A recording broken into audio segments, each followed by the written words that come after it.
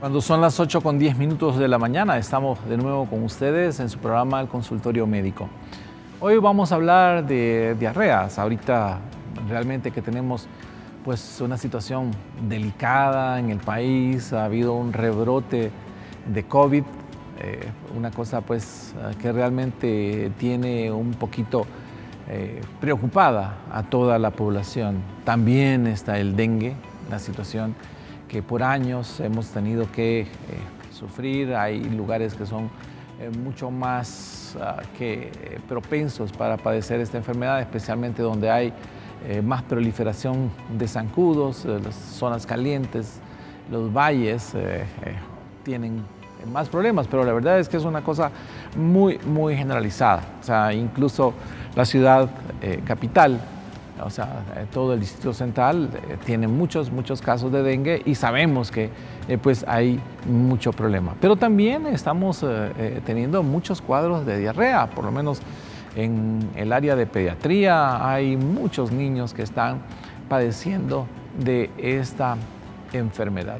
De hecho, incluso les cuento que, yo creo que lo saben, algunos casos de COVID cursan con diarrea y eso también genera un poco de confusión y preocupación.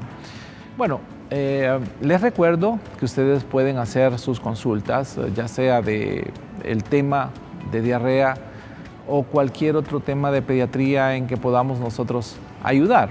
Y también si hay consultas de medicina general con las cuales con un poquito de temor y temblor vamos a tratar de pues aportar, no hay ninguna preocupación. Los teléfonos están en pantalla, 9693-5261 o el 3249-4468. O también pueden enviar mensajitos por WhatsApp al 98290228. Y bueno, tenemos que entender que la diarrea es un problema no solo de nuestro país, es un problema a nivel mundial. O sea, las diarreas son, junto con las neumonías, la principal causa de muerte en menores de 5 años. Y esto es una cosa generalizada. Obviamente, y esa es una cosa triste, son los países pobres, los países en vías de desarrollo, o como usted quiera llamarle, los que más problemas tienen con las diarreas. Y es que las condiciones ambientales son un factor muy importante. O sea, entre menos higiene, menos condiciones de salubridad, menos educación, entonces hay más problemas con las diarreas. Esta es una cuestión que tenemos que entender porque los países desarrollados, al mejorar sus condiciones de infraestructura, hablemos de agua potable, hablemos de disposición de aguas hervidas o aguas negras, en general pues han hecho que las diarreas de origen infeccioso disminuyan bastante. Las vacunas, particularmente lo que es la vacuna de rotavirus, ha venido también a ayudar a cambiar un poco esta situación. Pero bueno, tenemos que saber o definir lo que es una diarrea. Yo creo que tal vez todo el mundo lo sabe. Sin embargo, me he encontrado en la consulta que algunas personas no tienen muy claro el concepto.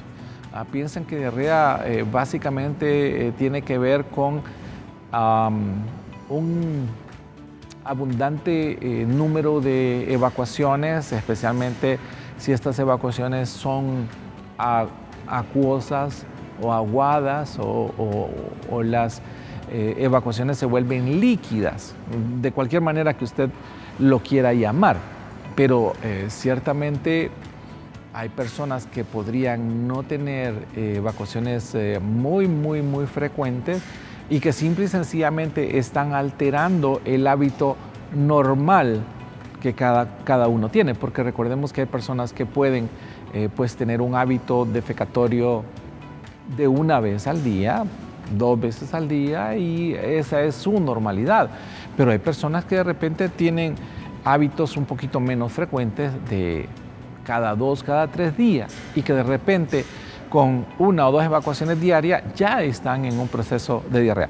Así, de tal modo de que la definición es básicamente cuando hay una disminución en la consistencia, o sea que una persona, por ejemplo, que hace evacuaciones sólidas duras, de repente está haciendo evacuaciones blandas, y o hay un aumento en la frecuencia.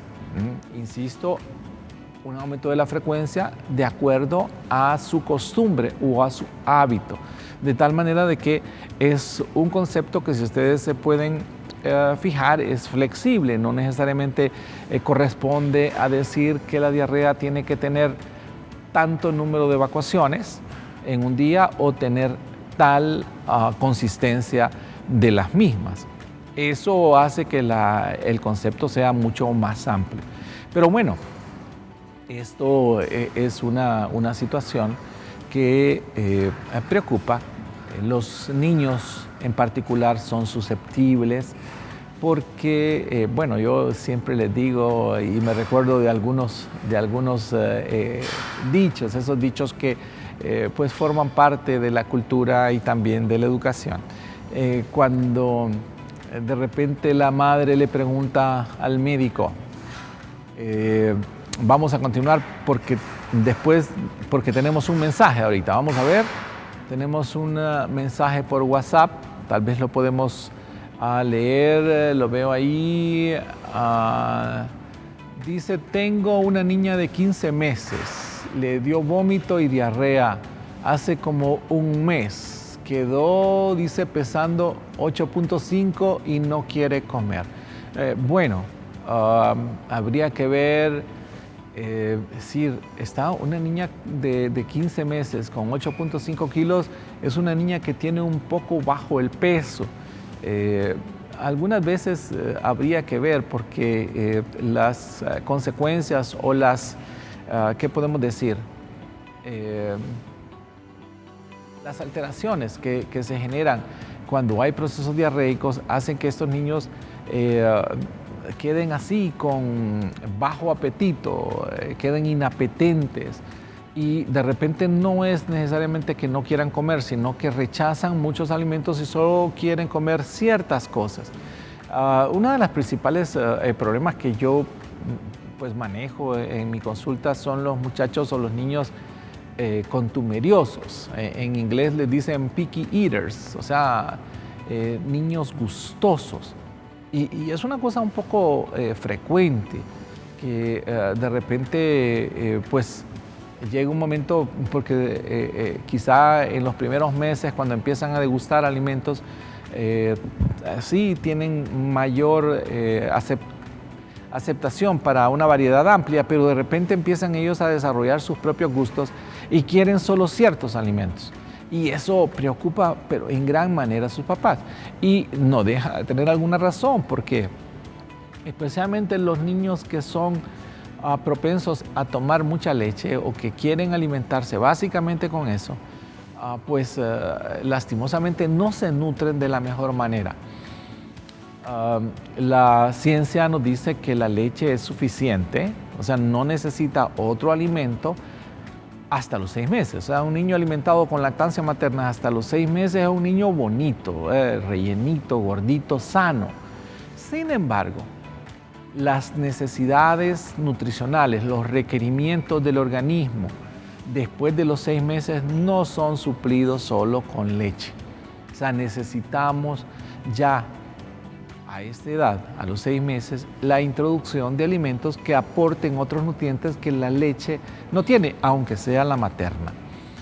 Obviamente un niño de 15 meses necesita de más alimentación. Ok, aquí nos ponen la otra contraparte del problema de la diarrea. Buenos días, doctor. ¿Qué es bueno para el estreñimiento? Y ese es tema de un programa, ¿ok? Hay diferentes causas para padecer de estreñimiento. La herencia tiene mucho que ver. Hay personas o niños que tienen estreñimiento, pero uno de los padres o ambos son estreñidos y eso es una situación que, voy a decirlo de esta forma, tal vez no es tan simple, tiene muchas más aristas que platicar, pero se habla de un intestino perezoso, o sea, niños que heredan esa condición de los papás y que pues les cuesta evacuar. La otra cuestión, y que es también importante, es el tipo de dieta. Hay que entender un poquito esto porque las heces se forman de el residuo, o sea, de lo que el organismo ya no usa. O sea, uno toma sus alimentos, empieza la digestión con la masticación, continúa en el estómago con la incorporación de unos ácidos que descomponen los alimentos para poder sacar los nutrientes. De ser posible, el organismo trata de aprovechar la mayor parte de lo que se come. Sin embargo, es cierto que se necesita fibra, o sea, parte de ese alimento que no se absorba. ¿Por qué? Porque con eso se forma el bolo fecal. Las personas o los niños que no toman mucha fibra, que les gusta mucho, por ejemplo, de nuevo, el mismo tema de la leche, que solo quieren tomar leche, entonces tienen poco residuo, tienen poca fibra y entonces las heces se vuelven duras, gruesas, y eso condiciona que el niño evacúe más, con mayor dificultad, que pase más tiempo para que pueda evacuar, y eso es una dificultad. De tal manera que estos niños necesitan la introducción de fibra. A algunos les introducimos fibra incluso pues como medicamento, porque existen diferentes formas de hacerlo. Y aún así se mantienen estreñidos, ¿verdad? Entonces hay que dar algunos medicamentos que nosotros conocemos como procinéticos, medicamentos que ayudan a que el intestino se movilice más, ayudan a poder empujar hacia el bolo fecal y contrarrestar. Y aún así hay algunos que les cuesta y tenemos que usar algunos medios como los enemas o supositorios para tratar de hacer que evacúen. Realmente que no es un tema fácil, insisto, sería tema de un programa completamente, y es completamente lo opuesto a las situaciones o los problemas de diarrea. Continuamos con mensajitos, vamos a ver qué nos dicen por aquí. Esto pues dice aquí: buenos días, doctor, tengo 67 años. A veces al ir a evacuar me doy cuenta de que tengo diarrea y no he manifestado ningún malestar previo. ¿A qué se deberá? Es bien esporádico.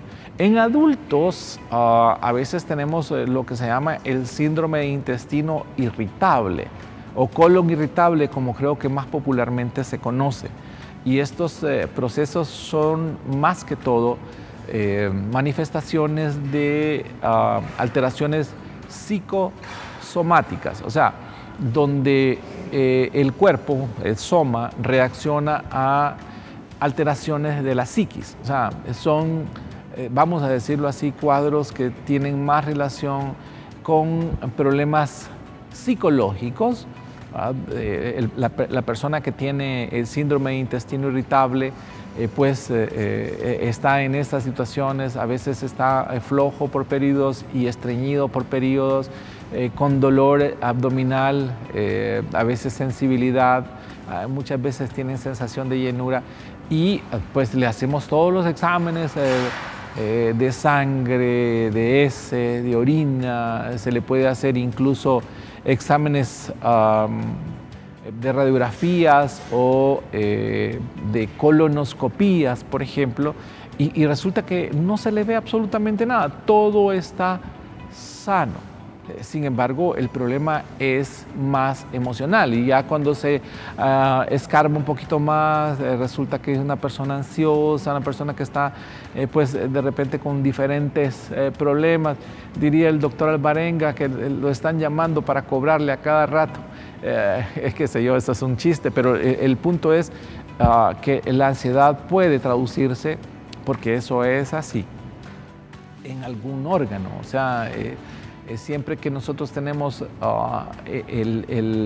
la ansiedad, el estrés que satura nuestra vida va a canalizarse a veces de una manera somática y pues yo les digo, y estas son cosas ciertísimas, que hay personas que pueden tener úlcera gástrica, úlceras duodenales por estrés, y la úlcera es una cosa pues al hacer el examen obvia, ahí está la laceración en el estómago, pero el origen de eso es el estrés que genera pues la ansiedad en la vida de las personas. De tal manera que uno puede dar medicamentos para la úlcera, por ejemplo, y si no trata el problema de la ansiedad, del estrés, entonces eso va a volver a presentarse. No son cosas tan sencillas, insisto, pues, especialmente ante la posibilidad de un cuadro de intestino irritable, síndrome de intestino irritable o colon irritable, el manejo tiene que ser muy integral. O sea, no solo es el problema del intestino. Obviamente existen otro montón de patologías o enfermedades que pueden cursar con esto, pero digámoslo de esta manera, son las más comunes. Ok, continuamos hablando entonces de las diarreas, porque les decía yo, esta es una cuestión que afecta a los niños y a las personas en general en todo el mundo. Creo, me atrevería a decir que no hay nadie, incluyéndome, que no haya tenido un problema diarreico. O sea, y son situaciones bien, a veces apremiantes, ¿verdad? Por eso es que nosotros le decimos acá, popularmente, folclóricamente, corre que te alcanzo, o corre que no alcanzo, no alcanzo a llegar.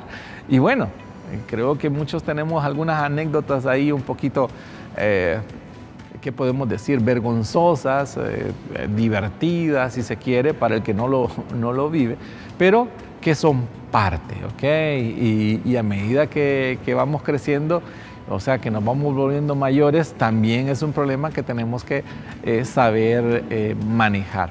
Pero bueno, volvamos entonces a los niños. Bueno, porque esa es mi especialidad, ¿ok? Aunque eso se aplica también para adultos. Las causas de la diarrea pueden ser varias. Y antes de hablar de las causas, les digo que también podemos clasificar las diarreas, porque la mayor parte de las diarreas en pediatría son agudas. Cuando hablamos de agudas, son diarreas que duran menos de 15 días. La mayor parte duran, ¿qué? 5 o 7 días máximo.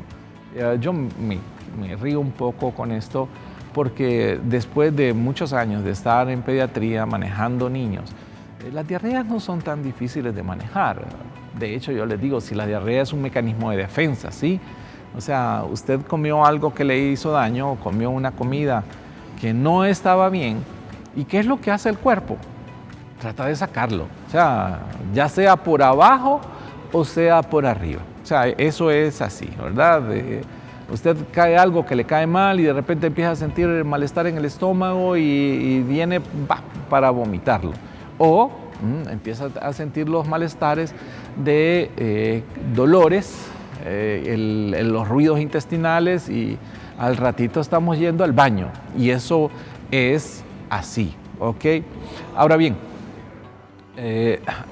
tenemos situaciones, la mayor parte de las veces, como les digo, que son agudas. O sea, ok, se autolimitan. La mayor parte de las diarreas, por lo menos en pediatría, se curan solas. Se calcula que el 90%, o sea, 9 de cada 10 niños tienen diarrea de origen viral. O sea, son los virus la causa más frecuente. Los virus tienen mucho que ver con las enfermedades, y recordemos que los virus son partículas microscópicas, o sea, muy pequeñitas, mucho más pequeñas que las bacterias, y que están en todos lados. O sea, ya vimos cómo el COVID se diseminó en el mundo en unas pocas semanas o meses. O sea, de que empezó allá, en China, al rato ya lo teníamos por acá, en toda América Latina. O sea, y paralizó al mundo. O sea, ese es el poder de esas cosas supramicroscópicas que pueden infectarnos, ¿ok? Los virus pueden ocasionar la mayor parte de las enfermedades, como las infecciones respiratorias, los resfríos comunes, las gripes, son infecciones virales. Las diarreas también, como les digo, 90% de las veces son causadas por virus. El 10% van a ser causadas por bacterias y un pequeño porcentaje también puede ser causados por parásitos. Hay parásitos que pueden ocasionar diarreas, ¿verdad? Y ahí tenemos las famosas amebas, ¿verdad? Las disenterías por amebas. También creo que cada vez va siendo más conocido la Giardia lamblia. Gracias a Dios, los parásitos así más grandes, los gusanos, los vermes, las lombrices, rara vez producen diarrea. Eso de alguna manera es bueno, porque si no, créanme que aquí en Honduras tendríamos muchos más problemas por los procesos diarreicos. Pero a lo que voy yo es que, como les digo, la mayor parte de las diarreas el cuerpo las logra controlar. O sea, ustedes tienen a un niño que está evacuando y lo que está haciendo es limpiándose. Pasan 2, 3 días y ya el niño vuelve a la normalidad. Probablemente en ese rato pudo estar así un poquito bajo de apetito, algunas veces pueden tener incluso fiebre, otras veces pueden acompañarse de vómitos, pero la mayoría salen bien. Con los remedios naturales salimos al otro lado. Aquí tenemos un mensajito, vamos a ver si podemos leerlo. Buenos días, estimado doctor Aguilera, agradecemos nos regale programas como este, especialmente dedicado a la pediatría, a los niños. Agradeceré que en los siguientes trate los temas más comunes que usted ve en su clínica a diario. Así los padres podremos estar más alertas de lo que le pasa a nuestros hijos. Le envío un cordial saludo del grupo de amigos de Consultorio Médico que son verdaderos fans del programa. Que siga teniendo éxitos en su gustado programa. Felicidades a LTV por tener este excelente programa. Gracias, gracias.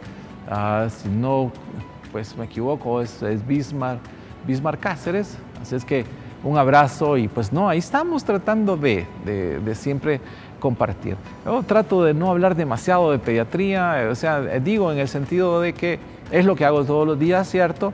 Pero no quiero aburrirlos, no quiero que se me cansen si yo hablo pues en todos los programas de pediatría van a decir, ya otra vez está hablando de eso, pero bueno, no, aquí estamos y pues esa es la idea. Continuamos en esto, les decía yo, y siempre les digo a los papás, no es tan difícil tratar las diarreas, gracias a Dios, se manejan muy bien y la mayoría responden de una manera satisfactoria.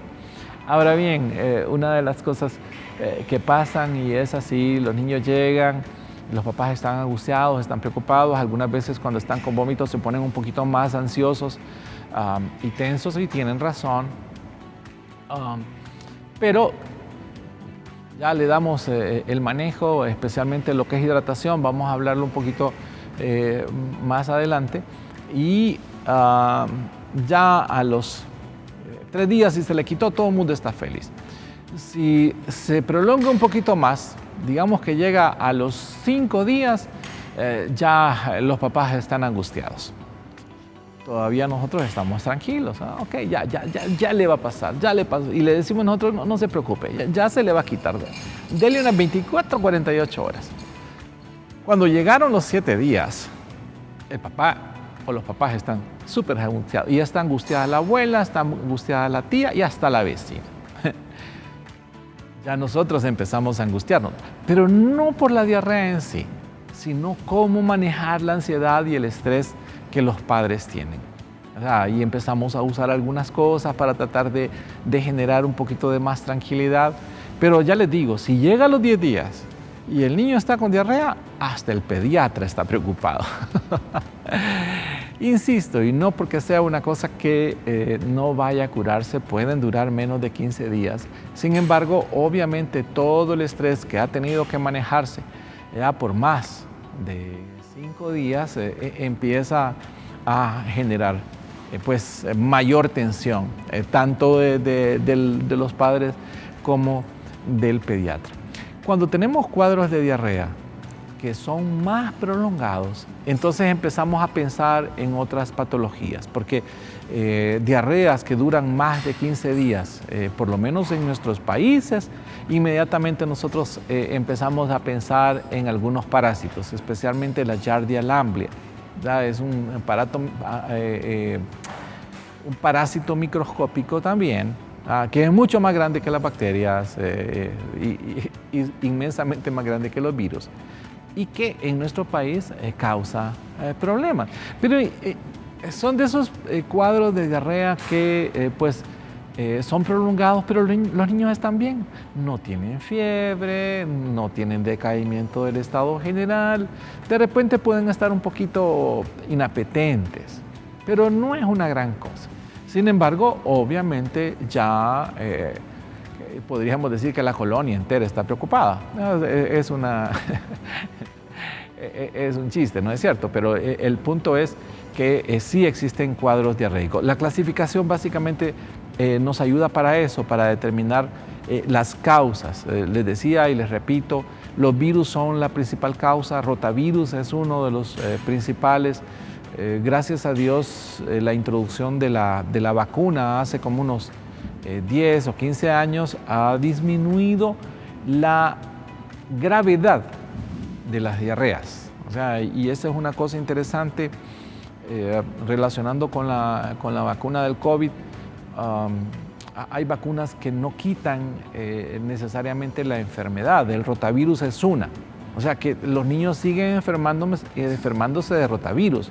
Lo que ya no tenemos prácticamente son niños que mueran por rotavirus o que se pongan graves, porque la vacuna les genera resistencia, les genera inmunidad y el niño no se pone grave. Esa es una de las características también de la vacuna del COVID. O sea, gracias a Dios, pues eso ha cambiado la historia natural de la enfermedad. Yo les digo, y estas son cosas que no necesariamente tenemos que soportarlas con números, que sí se puede, pero que todos participamos antes de las vacunas del luto que teníamos como pueblo y como gremio más. O sea, y digo como gremio más porque los médicos, al estar en primera línea, casi cada semana moría un colega o más, y realmente que era una cosa preocupante. Después de las vacunas la cosa cambió. Tenemos otro mensaje. Vamos a ver. ¿Cómo se sabe que un niño tiene amebas u otro tipo de parásitos a los 15 meses? Ok, miren, la única manera es haciendo exámenes. Ese es un tema también, ¿no? Siempre cuando estamos en la práctica pediátrica y mandamos a hacer exámenes, los niños pueden tener incluso alguna sintomatología. Por ejemplo, y se los lanzo así de una sola vez, a todo niño y adulto también que le pica el ano, o sea, que tiene picazón en el culito, lo voy a decir de esa manera, es parasitosis intestinal hasta no demostrar lo contrario, ¿ok? Hay algunos adultos que pueden tener problemas de hemorroides o fisuras y que pueden tener otras causas, sí, pero en niños en particular, si hay prurito anal, es sinónimo de parasitosis. Ok, eso nosotros lo tenemos claro, ¿sí?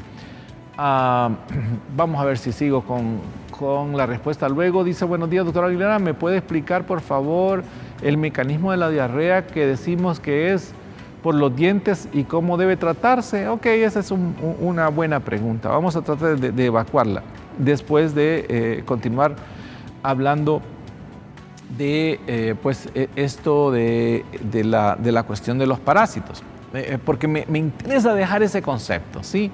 La cuestión es que tenemos la sospecha y vienen los papás y nos dicen, ok, le hacemos el examen y le hacemos el examen y sale el examen, no se observan parásitos.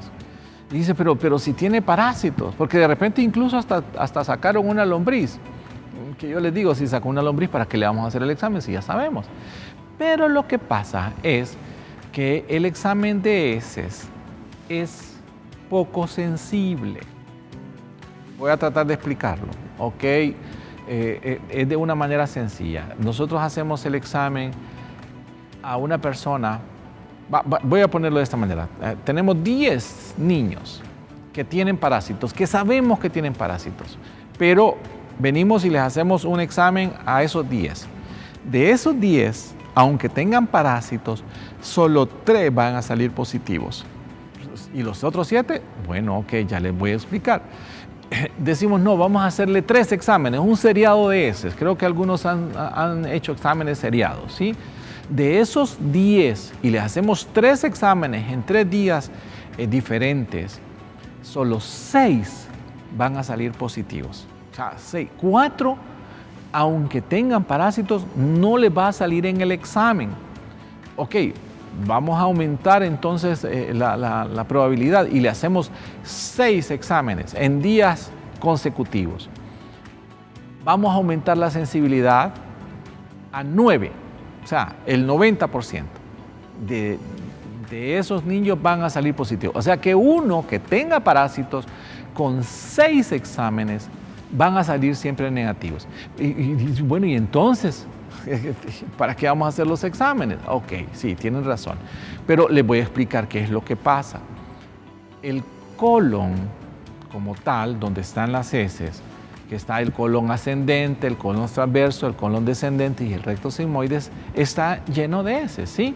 Pero cuando nosotros tenemos una evacuación, no sacamos todo lo que está en el colon, solo sacamos lo que está en la porción terminal. Ok, cheque.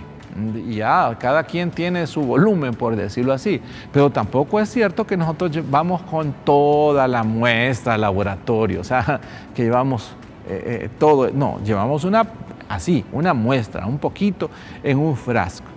Y cuando llega al laboratorio, no es que se examina toda la muestra que llevamos. Lo que hace el técnico de laboratorio es que con una palilla apenas unta esa palilla y lo pone o lo disemina en un portaobjetos. O sea, es una lámina de vidrio y se unta un poquito para que pueda ser traslúcida. O sea, que es una mínima porción de todo, por decirlo así, el contenido del colon, del intestino grueso. Así es que las posibilidades de que se pueda detectar son mínimas. Insisto, entonces dirían, ¿y para qué entonces hacer el examen? Bueno, ok. La verdad es que hay que entender que la cantidad de parásitos que pueden haber, o sea, entre más hayan, más posibilidades. Entonces nos da una idea de la gravedad de la situación. 2 es que de alguna manera pueden haber parásitos, por ejemplo, como las amebas o como la giardia, que pueden detectarse más temprano. Entonces sí vale la pena hacer los exámenes. Pero en la mayor parte de las veces, el tratamiento por lo general se hace en función de la clínica. O sea, que uno ve el paciente, uno ve el niño, si el niño está con fiebre, si está con distensión abdominal, si está deshidratado. Las características de las evacuaciones son otra cuestión que nos ayuda a determinar si una diarrea es viral, que como les digo, el 90% lo son, o si es una diarrea bacteriana. Si nosotros tenemos, por ejemplo, una diarrea con moco y con sangre, la posibilidad más frecuente es una diarrea disenteriforme o de disentería. La disentería la producen básicamente 2 patógenos: las bacterias, Shigella, Salmonella o amebas.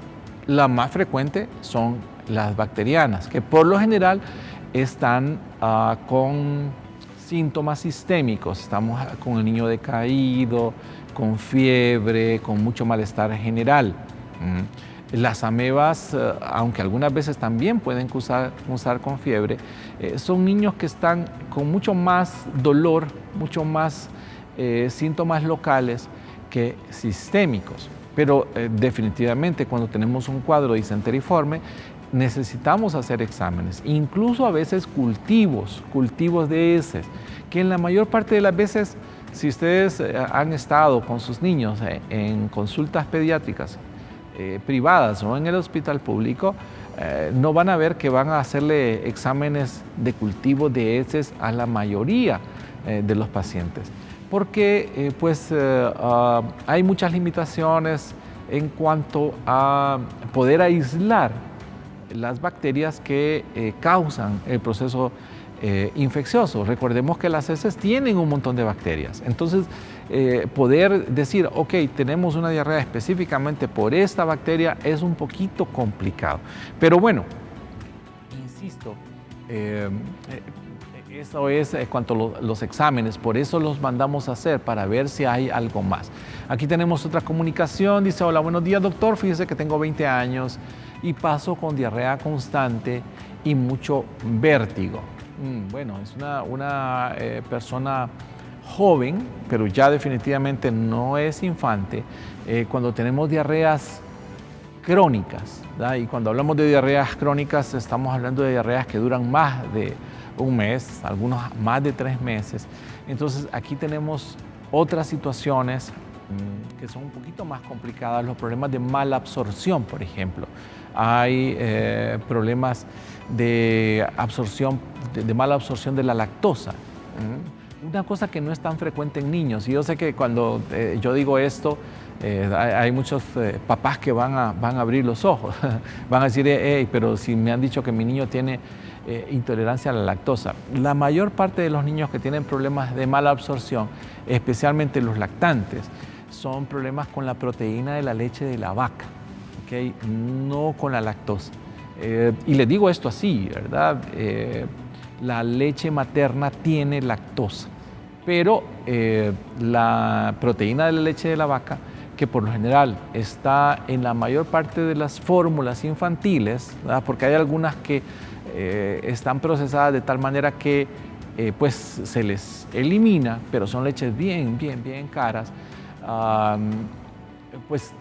Esas son las leches que se usan.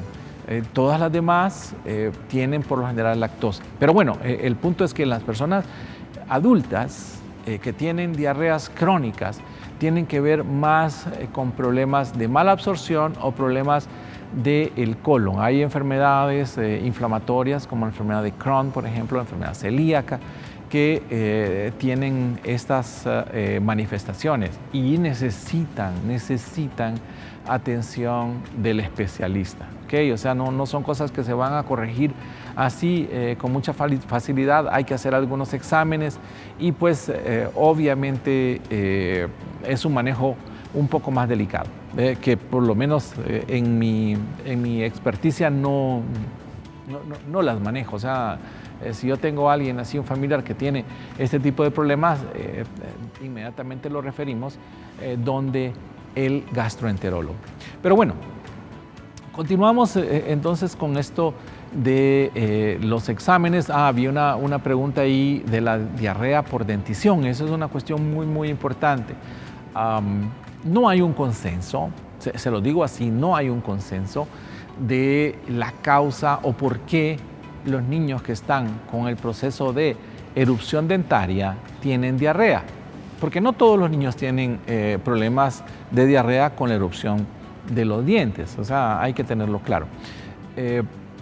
La mayoría piensan que esto se debe a que como los niños tienen escozor, picazón, necesidad de estar con cosas en la boca, algunas veces ellos pues se contaminan, o sea que por estar en ese proceso de estar mordiendo cosas y llevándose cosas a la boca, entonces introducen gérmenes que le pueden producir diarrea. Hay también quienes piensan, y no es una cosa que se ha definido, que es una diarrea parenteral, o sea que de alguna manera ese proceso estimula la peristalsis intestinal, o sea que hay un aumento de el movimiento intestinal y por eso los niños se ponen flojos. O sea, insisto, Esas son las dos respuestas que se pueden dar. Yo creo que puede ser una combinación de ambas cosas. Lo interesante es que hay niños que no tienen diarrea, pero lo bueno es que las diarreas por dientes por lo general son muy leves y transitorias, o sea, no son permanentes, no van a dar afectación del estado general, no tienen mayor problema. Así es que yo les diría que pueden estar tranquilos en ese sentido, no es algo que deba generarles angustia. Vamos a ver, buenos días. ¿Deberíamos desparasitar periódicamente a los niños o solo cuando muestran síntomas para evitar que se llenen de parásitos? Ok, miren, sí, en un país pobre como el nuestro, de hecho el gobierno tiene instaurado en el manejo de los niños la desparasitación masiva, ¿ok? O sea, esas son cosas que sí son correctas, que valen la pena hacerse. En los países desarrollados no. O sea, yo siempre he dicho esto, ustedes van a países desarrollados y usted puede tomar agua del grifo y no hay problema. O sea, y estamos hablando de que muchas veces, por ejemplo, los niños cuando están en la bañera o están en la regadera, usted no puede evitar que tomen agua, ¿cierto? O sea, pero lastimosamente en los países pobres no tenemos aguas completamente potables.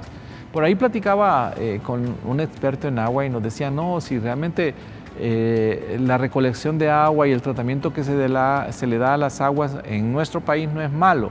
El problema es la red de distribución, donde en el proceso se contamina.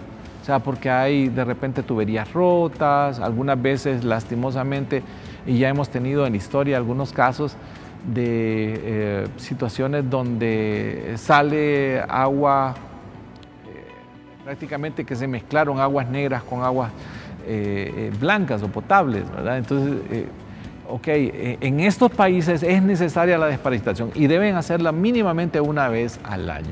Buenos días, doctor, tengo 46 años, soy una mujer, hace un mes me enfermé de una diarrea. Lo único que comí fue pollo frito y una ensalada en una comida rápida. Estuve con diarrea por 2 días, al grado de casi desmayarme. Fui al médico, me recetó para los parásitos y unos sobrecitos, sentí mejoría y el sábado comí un pedazo de tamal y la carne y volví a ponerme igual. Ok, bueno, muy probablemente tuvo un proceso de intoxicación alimentaria, alguno de estos alimentos no estaba bien y le causó el problema. Ahora bien, siempre que estamos en un proceso de convalecencia, o sea, y hay que entenderlo, no es una cosa tan fácil, pero cuando hay inflamación, yo siempre les digo, usted imagínese que tiene una quemada, o sea, que vino y le cayó agua hirviendo y la piel se le puso roja.